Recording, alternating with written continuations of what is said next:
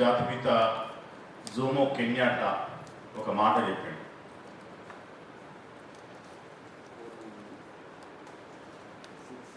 వాళ్ళు మా దేశానికి రాకముందు మా దగ్గర భూములు ఉండేటివి, వాళ్ళ దగ్గర బైబిల్ ఉండేటివి.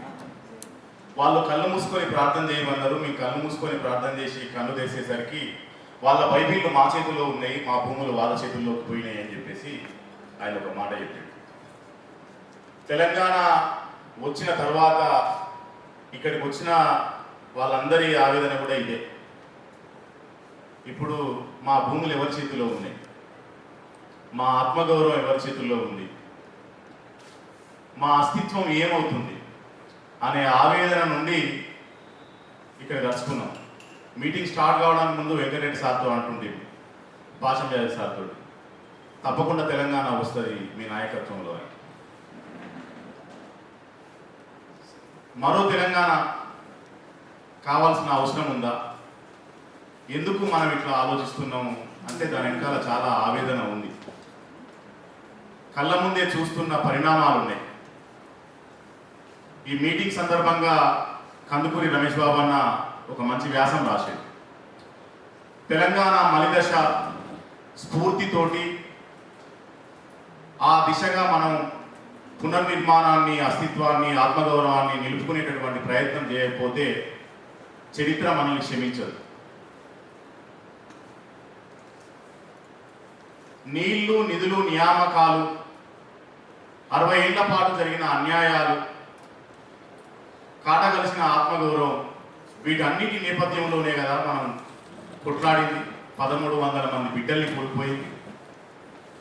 ఇన్ని త్యాగాలు చేసి ఇన్ని కోట్ల మంది కష్టపడి తెచ్చుకున్న తెలంగాణ ఇవాళ ఈ 10 ఏళ్ల తర్వాత, 11 ఏళ్ల తర్వాత మళ్ళీ మనం అందరం కలుసుకొని మాట్లాడుకోవాల్సినటువంటి ఒక అనివార్యతని క్రియేట్ చేస్తూ ఉన్నది.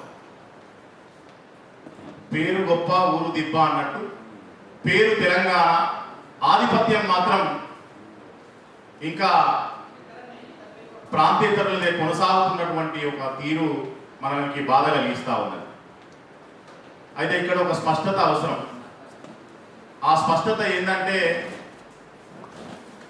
మీరు కేసీఆర్ని విమర్శిస్తే మీరు రేవంత్ రెడ్డి దిక్కున్నట్టు, మీరు రేవంత్ రెడ్డిని విమర్శిస్తే మీరు కేసీఆర్ దిక్కున్నట్టు అంటున్నారు. మేము ఎవరి దిక్కు లేము. మేము కవులు, రచయితలం, జర్నలిస్టులం. మేము ప్రజల దిక్కున్నాం, తెలంగాణ ప్రజల దిక్కున్నాం, తెలంగాణ వాదుల దిక్కున్నాం. ఈ తెలంగాణ సాధించుకున్నది కేవలం ఏ ఒక్కరి కోసమో కాదు, అందరి ఆత్మగౌరవాన్ని, ఉమ్మడి ఆత్మగౌరవాన్ని, అస్తిత్వాన్ని ముందుకు తీసుకుపోవడం కోసమే దీన్ని సాధించుకున్నాం అనేటటువంటి విషయాన్ని కూడా ఇక్కడ స్పష్టం చేయదలుచుకున్నాం. కాబట్టి ఇవాళ ఏదైనా ఒక రంగంలో తెలంగాణకి అన్యాయం జరగలేదని చెప్పడానికి వీలు లేకుండా ఉన్నది పరిస్థితి. అన్ని రంగాల్లో చాలా జాగ్రత్తగా, అధికారికంగా వాళ్ళు వచ్చి చేరుతా ఉన్నటువంటి పరిస్థితి ఉంది. ఆర్థిక రంగంలో తీసుకుంటే హైదరాబాదుని ఆంధ్రోళ్ళు ఎంత కబ్జా చేస్తున్నారో నార్త్ ఇండియన్స్ అంతా అట్లే కబ్జా చేస్తూ ఉన్నారు. పెద్ద మొత్తంలో మార్వాడీలు ఇవాళ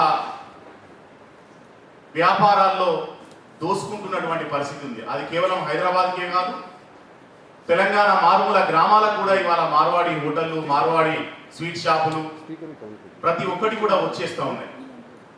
ఈ రకమైనటువంటి దోపిడీ, అన్యాయం నిరంతరం కొనసాగుతూ ఉంటే దీనికి కారణం ఎక్కడ ఉన్నది, దీనికి మూలం ఎక్కడ ఉన్నది అంటే పాలకుల్లో ఒక అలసత్వం ఉన్నది. పాలకుల్లోనే ఏమైతుంది కానివ్వండి, ఏదో ఒకటి నడుస్తుంది, తెలంగాణ వచ్చింది కదా అనుకునేటటువంటి ఒక అలసత్వం మన పాలకుల్లో ఉంది. అది 10 ఏళ్ళు కేసీఆర్ దగ్గర ఉంది, సంవత్సర కాలంగా కాంగ్రెస్ ప్రభుత్వంలో కూడా ఉంది. కాళేశ్వరం ప్రాజెక్టు అన్ని 1000 కోట్లు ఖర్చు పెట్టి కట్టిస్తే దాని కాంట్రాక్టరు ఒక ఆంధ్రుడు. మనకు తెలిసినవి కొన్నే, మనకు తెలియని కాంట్రాక్ట్లు ఎన్నో. ఇవాళ లేటెస్ట్గా జరుగుతున్న దారుణం ఏంటంటే, ఆ టైంలో ఆగిపోయిన ఫైళ్ళ మీద ఇవాళ సంతకం చేయిస్తున్నాడు Chandrababu Naidu. Anybody can guess? ఇవాళ సంతకం చేయించేటటువంటి పరిస్థితి వచ్చేసింది. మన భూములు, మన ఆస్తులు అన్నిటి మీద చాలా జాగ్రత్తగా టెంట్ కింద జరిగిన ఒంటెలాగా మొత్తం కబలించేటటువంటి ఒక పరిస్థితి నెలకొంటా ఉన్నది. ఇట్లాంటి సందర్భంలో ఆవేదన కలిగినటువంటి దగ్గరి మిత్రులతోటి, లైక్ మైండెడ్ పీపుల్ తోటి తప్పకుండా దీని గురించి చర్చించాల్సినటువంటి అవసరం ఉంది. అందుకే మేము హైదరాబాద్ ఫర్ హైదరాబాదీస్ అని పెట్టినాం. హైదరాబాదీస్ అంటే ఈ హైదరాబాద్ కాదు, హైదరాబాద్ సంస్థానం. ఇక్కడ ఉన్నటువంటి తెలంగాణ బిడ్డలందరికీ న్యాయం జరగాలి, తెలంగాణ జిల్లాలన్నిటికీ న్యాయం జరగాలి, 33 జిల్లాలకు న్యాయం జరగాల్సినటువంటి అవసరం ఉంది. కానీ రోజు రోజుకి హైదరాబాద్లో చూస్తే చాలా పెద్ద ఎత్తున మైగ్రేషన్ జరుగుతూ ఉంది. ఉద్యోగాల్లో జరుగుతూ ఉంది, అవకాశాల్లో జరుగుతూ ఉంది. అన్నిట్లలో కూడా వాళ్ళే చాలా జాగ్రత్తగా పావులు కదుపుతూ ఉన్నారు. రమేష్ అన్న సెక్రటేరియట్ల చక్రం దింపాలని కోరడం రాసింది, కానీ సెక్రటేరియట్లే కాదు అన్ని రంగాల్లో కూడా తెలంగాణ అస్తిత్వం, తెలంగాణ ఆత్మగౌరవం చక్రం పెట్టేట్టు ఉండాలి. కానీ ఇవాళ లేనటువంటి పరిస్థితి ఉంది. ముఖ్యంగా సాహిత్య రంగంలో చాలా దారుణంగా ఆంధ్ర ప్రాంత ఆధిపత్యమే కొనసాగుతూ ఉంది. పత్రికల ఇన్ఛార్జులు వాళ్ళే. అట్లాగే అవార్డుల విషయానికి వస్తే జాతీయ స్థాయిలో వస్తున్నటువంటి అవార్డులు 5 ఉంటే 4 ఆంధ్ర ప్రాంతానికే పోతున్నటువంటి పరిస్థితి ఉంది. భాష విషయానికి వస్తే దినపత్రికల్లో ఆంధ్ర భాషే, మాట్లాడడంలో ఆంధ్ర భాషే, అన్ని రంగాల్లో అట్లాంటిదే కొనసాగుతూ ఉన్నటువంటి పరిస్థితి ఉంది.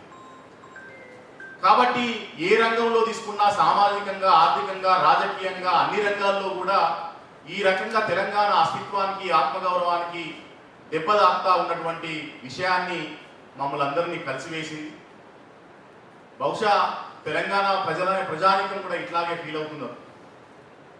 అందరిలో ఒక రకమైనటువంటి